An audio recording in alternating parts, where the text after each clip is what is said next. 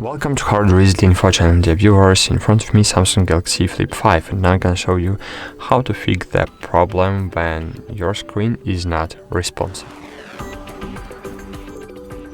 So there are two aspects why screen is not responsive. So first aspect, when we have a software problem, so our device just get a freeze and we just need to force restart our device, but sometimes we have a hardware problem, and in this case, of course, I can't help you online. You need to use the help of customer service. But if you have the software problem, I'll show you how to fix it. To fix it, of course, you need to try to press on the power button. As you can see, my power button is not responded to. So you can try to press and hold to get a power and volume down buttons.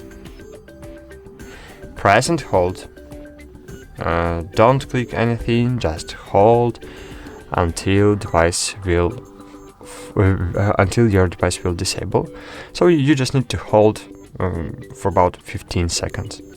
Then release the all keys, wait a while, wait for about 5 seconds, and then press and hold power button.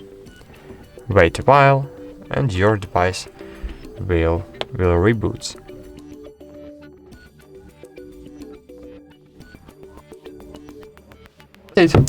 Thanks for watching. Like this video, subscribe to our channel, and bye. See you.